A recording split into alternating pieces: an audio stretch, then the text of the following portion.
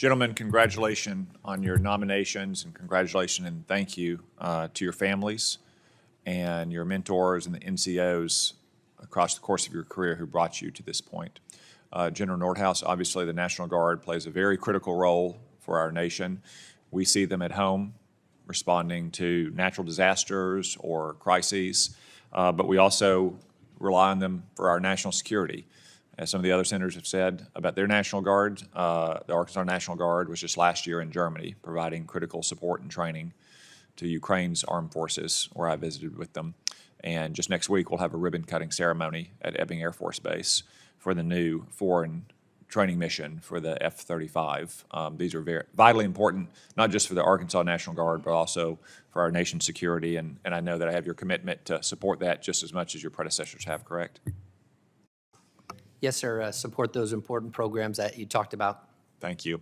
I want to turn to an issue that's kind of at the intersection of your current role at NORAD and that might be in your role at the National Guard Bureau. You're familiar, obviously, with the high tempo of drone incursions over our military installations, not just in places like Iraq and Syria, but here in the United States, to include National Guard bases. What's your view of the National Guard's role in defending installations and domestic infrastructure from such drone incursions?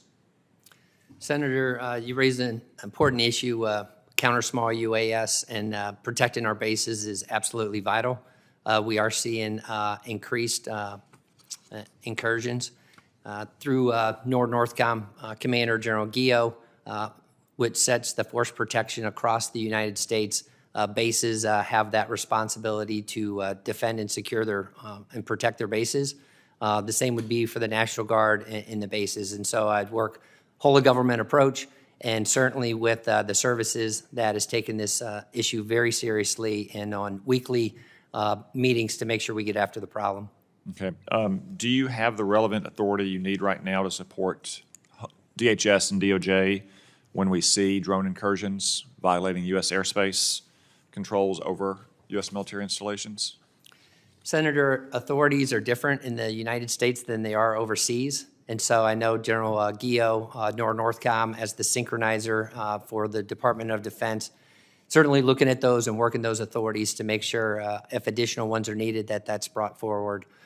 We want to make sure that we have the right capability, both either kinetic or non-kinetic, to understand and domain awareness so that we can sense the incursions, and then that we have the problem set right in the authorities to use whichever need to protect our people and our equipment. Thank you. Any thoughts on what you might do if confirmed about the long-term procurement and sustainment of capabilities needed for a homeland counter-drone mission? Oh, for the counter-drone mission. Yes, Senator, we'll work with our services who are the procurement authority, so I'll certainly work with General Alvin and General George as we look forward to the best way to defend our bases and protect our people. Okay, thank you. Admiral Halsey, I want to talk a little bit about Haiti. There's a current UN plan under the Multinational Security Support Mission to deploy around 2,500 personnel to Haiti, mostly from Kenya and Benin, but also some Caribbean nations. I have to say this strikes me as a totally harebrained scheme. Port-au-Prince, for instance, has 1.2 million people. It's overrun by gangs and militias, and it lacks a functioning government.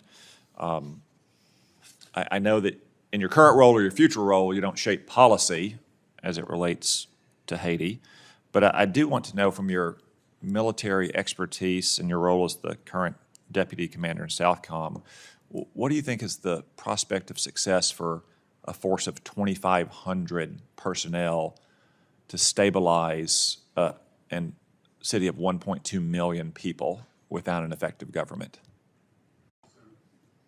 Senator, thanks for that question. As I look at the current layout, right now we're planning for approximately 1,000 at this point is what we're looking at. So it's a very challenging problem set, right? But I will share with you as I look at least one metric, right now we have the about 350, almost 380 so Kenyans on the ground. When I look at the number of Haitians coming through the Darien, I've seen that number trending down for the last couple of months. I think that's somewhat sending a signal to at least the Haitians that they're willing to wait and see how this plays out. But it will be a very challenging problem set, sir. Yeah, I think it'll be challenging as well.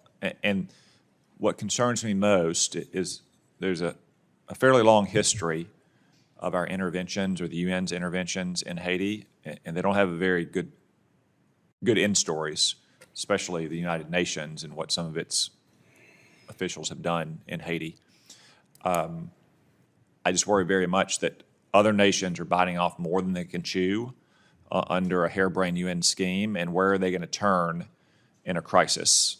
They're going to turn to you and to the United States and our personnel, and we might end up in a situation where we have to put American forces at least into the ports to help evacuate people, and I think that would be very, very unwise for our nation. So I agree that 2,500 troops, or even a few more than that, is unlikely to do much in Haiti and puts our own personnel potentially at great risk in the future. Thank you. Sure. Congratulations, both. Sure.